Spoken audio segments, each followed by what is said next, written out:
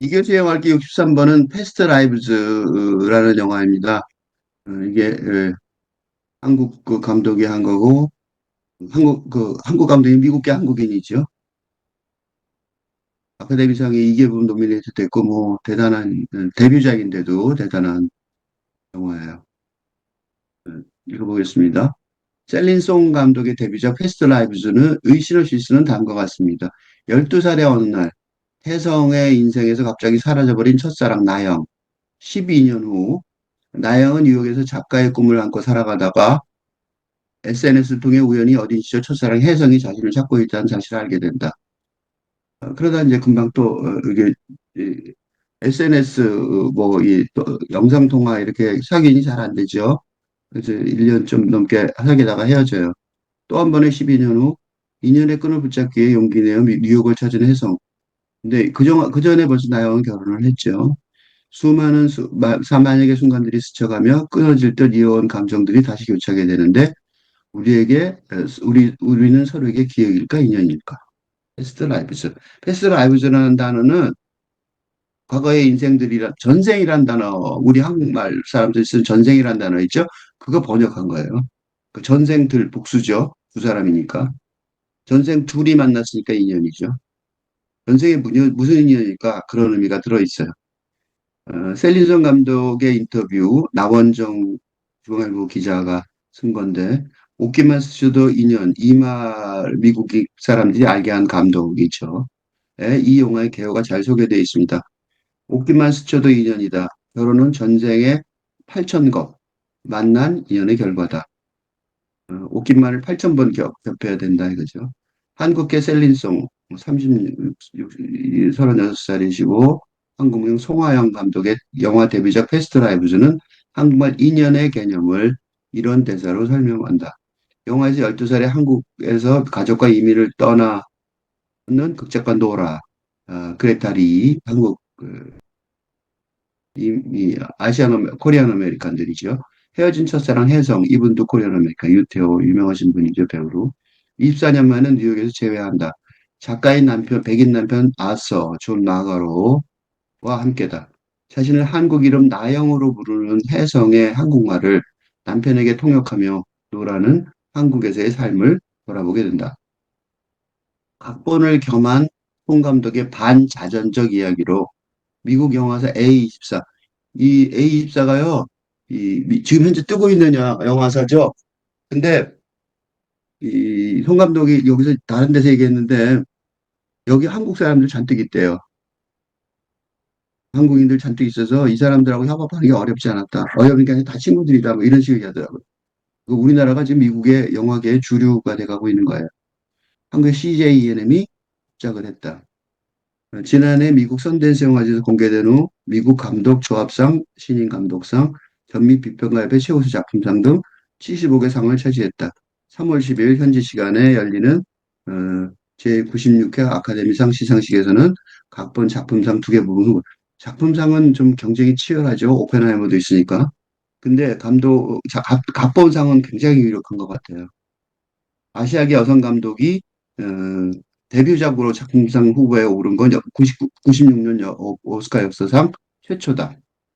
그는 영화 넘버 3 세기말을 만든 송능한 감독의 딸로 서울에서 태어나 12살에 캐나다로 이민 후 뉴욕에서 극작가로 활동해왔다.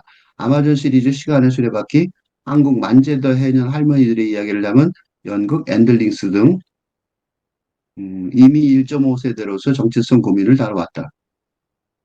지난달 29일 서울 삼청동 카페에서 만난 그는 착상의 계기에 대해 어느 날 뉴욕에서 놀러 온 어린 시절 친구와 남편과 함께 뉴욕 바에서 술을 먹는데 둘의 대화를 통역해 주다 보니 제가 살아온 정체성, 역사의 두 부분을 해석하고 있다는 생각이 들었다며 내 인생의 과거, 현재, 미래가 같이 술을 먹는 느낌이 들었다.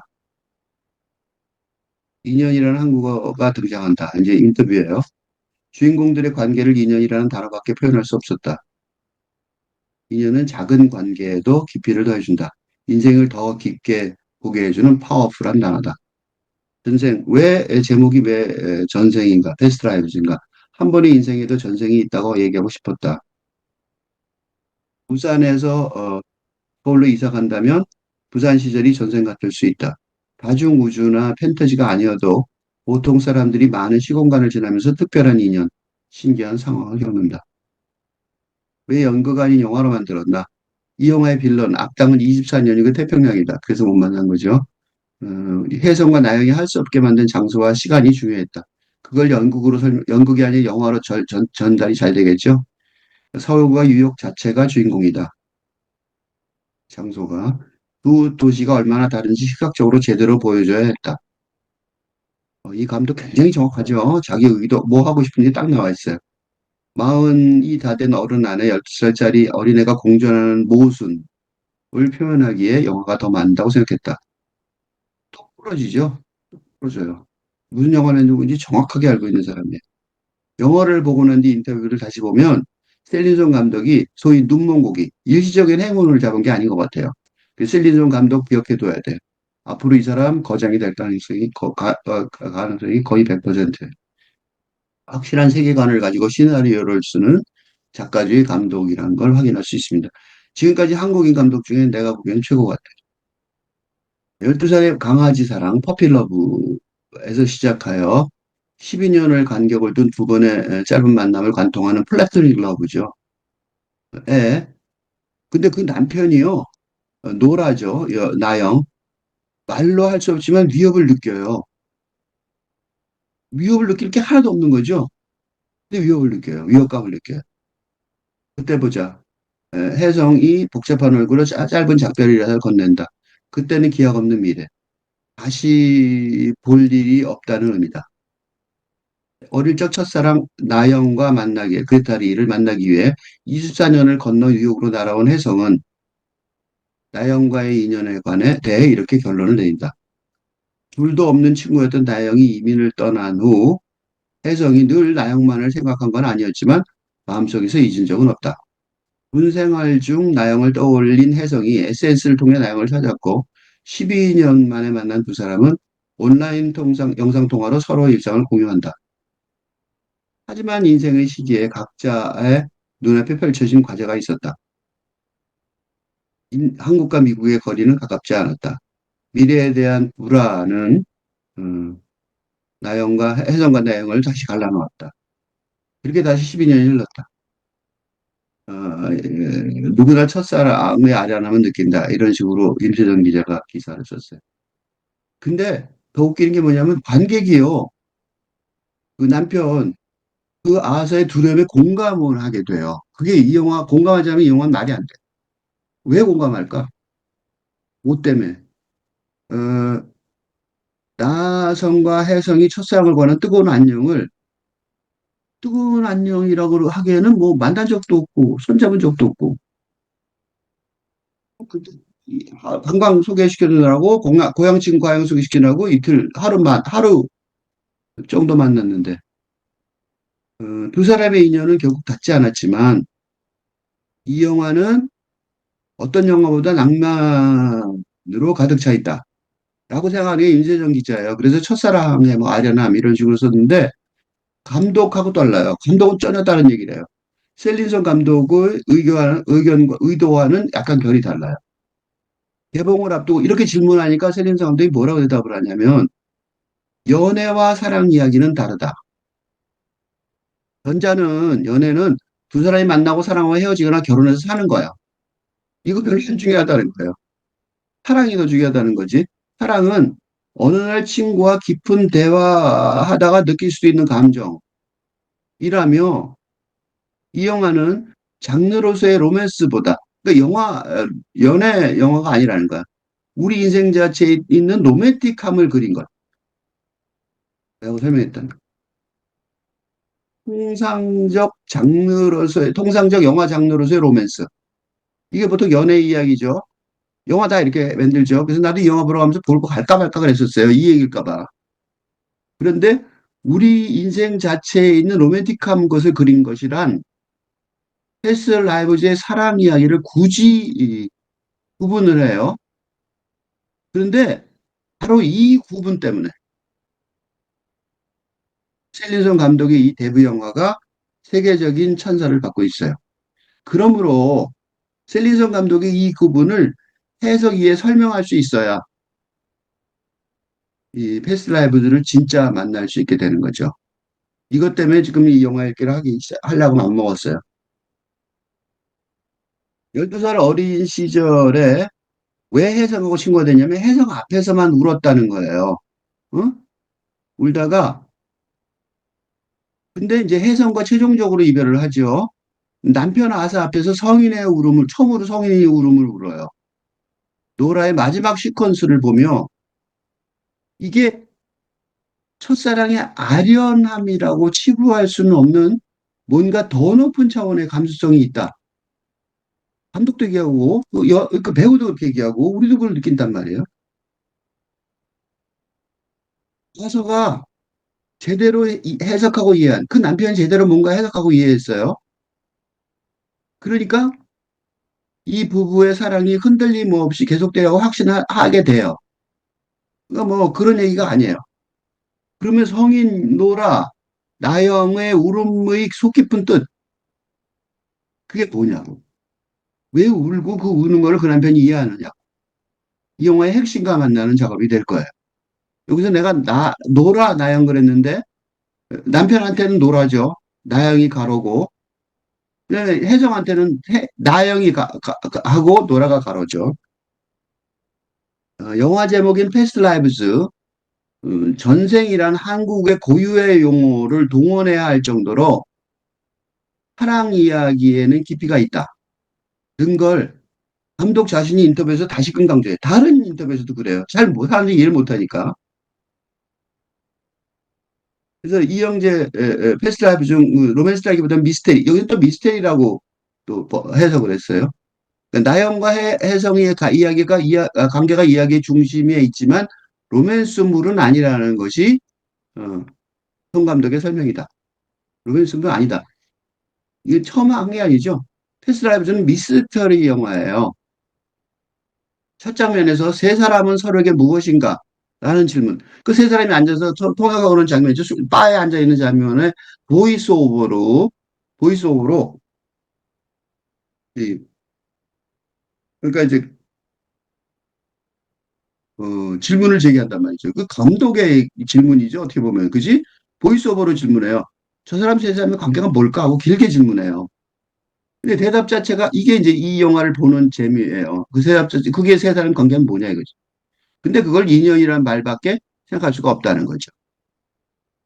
송 감독의 말처럼 패스트 라이브즈는 인연이라는 말을 끌어들여 인생의 신비를 포착한다. 이게 인생의 신비, 그냥 단순한 사랑 얘기가 아니라, 애정 얘기가 아니라 사랑 얘기. 사랑하고 애정을 구별한가, 그래서. 한국인에게 인연은 친숙한 개념이고 어린 시절을 한국에서 보는 송 감독도 마찬가지다. 그러나 외국인에는 낯설게 여길 수밖에 없다. 그래서 영화에서 나영이 아서에게 인연을 뜻을, 그러니까 둘이 처음 만나서 술 한잔하고 그럴 때, 그 작가 그 레지던시에 가서 이제 같이 글 쓰라고 해주는 데 있죠. 그 레지던시에 가서 아서를 만나는데 거기서 술 마시다가 이제 좀 진지하게 서로 대화를 하기 시작하면서 인연의 뜻을 설명해 줘요. 그리고 그때 이제 그래서 이제 결국 부부가 됐죠. 패스 라이브즈는 인연이라는 단어가 뭔지 알려주는 영화이기도 해요.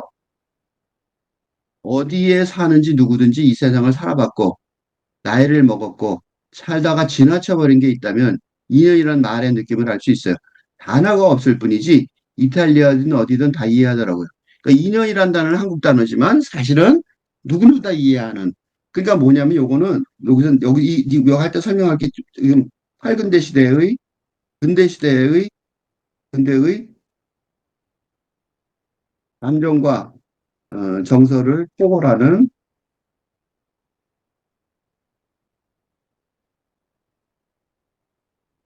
최근대 정동의 어, 대표 단어 후보가 될 수 있는 새로운 시대의 어떤 느낌의 언어, 그걸 탑폴이라고 그러는데 2년도 아마 그렇게 되지 않을까.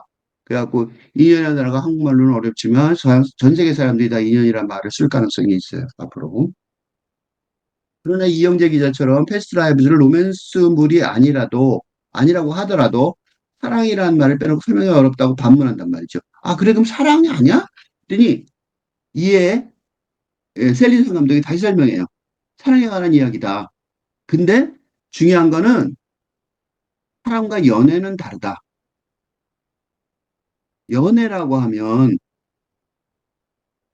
남자친구, 여자친구가 됐다가 결혼도 하는 그런 이야기. 이게 전부 아니에요? 보통? 그런데 사랑이 더 중요하다는 거예요. 그보다 다르다는 거예요. 사랑은 스쳐 지나가는 사람과 우연히 말을 섞는 순간에도 느낄 수 있는 것이 신비로운 표현이죠. 어, 세린송 감독은 남자친구, 여자친구가 됐다가 결혼도 하는 그 이야기. 이게 그저 연애일 뿐이라고 말하면서, 즉, 사랑보다 낮은 수준이라고 암시해요. 그럼에도 불구하고, 사랑은 스쳐 지나가는 사람과 우연히 말을 섞는 순간에도 느낄 수 있는 것이라고 말한단 말이죠. 스쳐 지나가는 순간이 인연이죠. 그 인연이란 세계적으로 익숙하지 않은 한국어가 꼭 필요해지는 거죠. 일부러 쓴 게 아니에요. 국뽕이라고 쓴 게 아니라 꼭 필요한 단어란 말이죠. 혜성을 연기한 유태호 배우도 시나리오 읽었을 때 인연이라는 동양 철학적 요소를 느꼈다. 이 사람도 저거죠. 교포죠. 쉽게 말하면. 그래서 이걸 이해하는데 어려웠대요. 유태호가 연기한 혜성은 어, 오랜만에 첫사랑 나영과 만나게 된다. 지나간 인연을 다시 추억하고 만나는 과정이 그려진 패스트라이브에 대해 유태호는 시나리오를 읽었을 때 인연이라는 동양 철학적 요소가 느껴졌다. 평범한 한국 남자를 표현하는 과정이 어려웠다.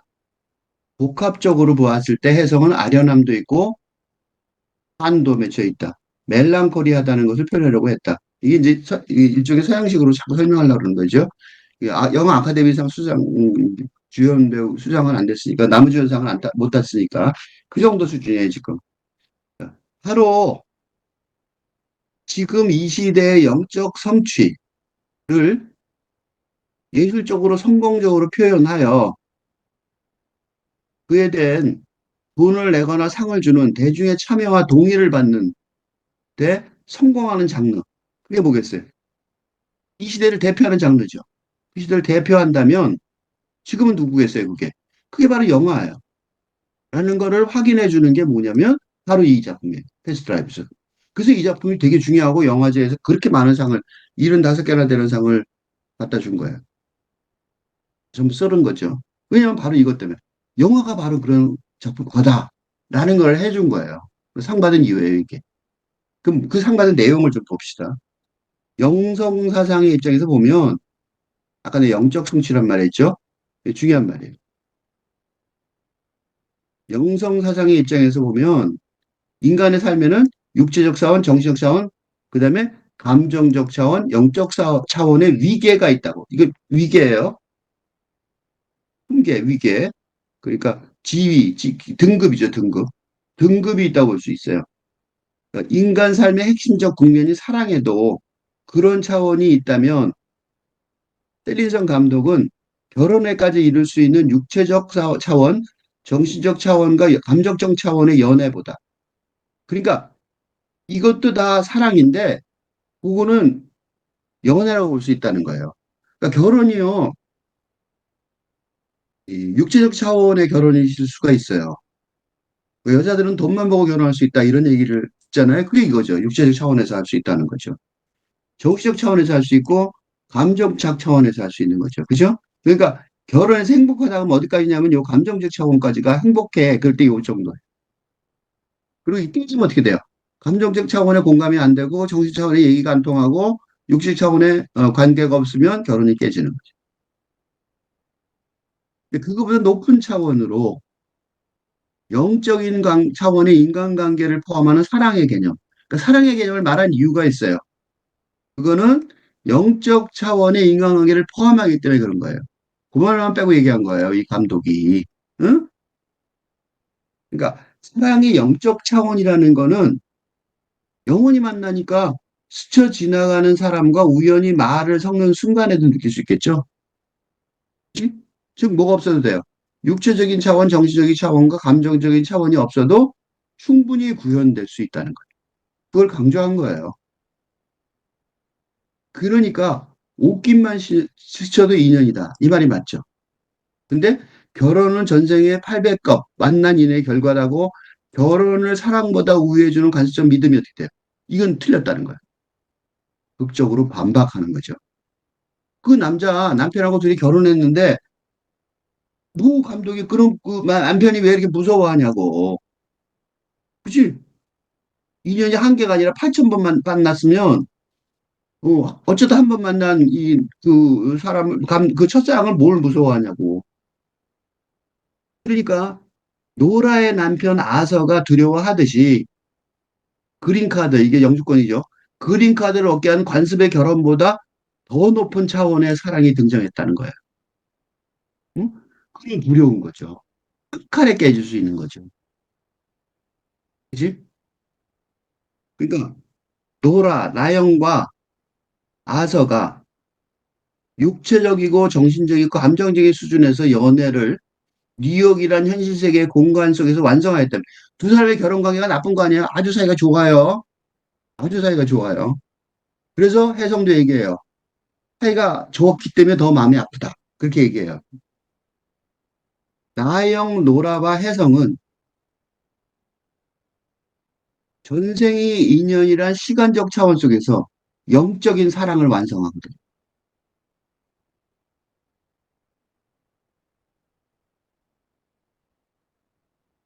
그러니까 옷깃만 스치는 인연에 의해서라도 8천컵 안 나가도 돼.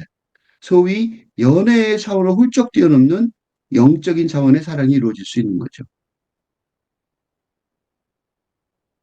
다시는 별 볼 일 없다는 의미를 가진 기약 없는 미래를 말하는, 응? 혜성이 복잡한 얼굴로 건넨 짧은 인사. 그때 보자가 어떻게 돼요? 엄청난 무게감을 갖게 돼. 엄청난 이별이 되는 거야. 그러니까 노라가 펑펑 울게 되는 거예요. 지금 현재 세상 이승에서는 이루어질 수 없겠지만 다음 생에서는 틀림없이 이루어질 사랑의 약속이기 때문에. 그러기에 어른인 나영, 뉴욕의 노라의 울음,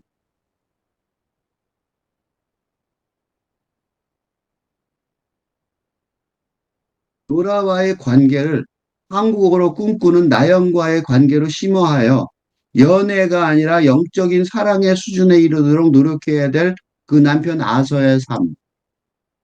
그리고 이제부터 죽을 때까지 영적 사랑의 상실을 견디며 살아가야 할 서울 혜성의 삶 등 패스트 라이브즈의 마지막 결말에 관객이 동의하고 공감할 수 있게 되는. 그래서 이 영화가 완전히 성공을 했어요. 소위 K컬처의 위상이 세계적으로 높아지는 등 동양 사상이 21세기를 주도할 것 같은 분위기죠. 그러나 언제나처럼 역사적으로 그것이 어떻게 제도화, 적어도 예술적으로 설득력 있게 형상화할 뿐만 아니라 이건 지금 이 영화가 했죠. 중요한 건 뒤에요. 누구나 다 알아들을 수 있는 주류 이론과 감수성으로 이해, 해석, 설명할 집단이 누군가에 따라 21세기 문명의 헤게모니가 결정될 거라고 생각해요. 바로 그것 때문에 내가 이거 읽는 거예요. 영화를 읽는 게. 혜성을 뉴욕에서 처음 만난 날 저녁 노라가 남편 아서에게 자기처럼 코리안 아메리칸이 아니라 혜성은 코리안 코리안이라고 해요. 진짜 한국말, 한국 사람이라는 거죠. 코리안 아메리칸이 아니라 혜성은 코리안 코리안이다. 그러니까 진짜 순종 한국인이 아니라, 그지? 한국과 미국의 두 세계관 사이에 낀 존재. 누구와 똑같아요. 셀린송 감독의 아바타죠. 에 가까운 노라가 연애뿐만 아니라 사랑에서도 성공의 기회를 노릴 자격을 갖추는, 그러니까 양손에 떡을 쥐게 된 거죠. 이 노라는요. 엄청난 거죠. 그건 왜 그러냐? 어린 시절의 이데아적 사랑, 응? 근대적 낭만의 사랑의 이데올로기를 버리지 않고 포함하면서도 그런 사랑을 초월해야 한다는 것, 포월해야 한다는 걸 알기 때문이에요. 이제 마지막에. 그리고 그건 혜성처럼 진짜 한국인이나 아서처럼 진짜 미국인, 유대인이니까, 유대인이 바로 문화계에서는 진짜 미국인이죠. 아서가 유대인이에요. 아니라 미국인들 속에서는 너무 미국인이고, 한국인이고, 한국인들 속에서는 너무 미국인인, 노라, 나영, 나영, 노라. 즉, 셀린성 감독의 세계관이었기에 이게 어떻게 해요? 자연스럽게 도출될 수 있었어요. 그래서 셀린성 감독의 영화적, 예술적 미래는 아주 밝다. 이렇게 볼 수 있습니다.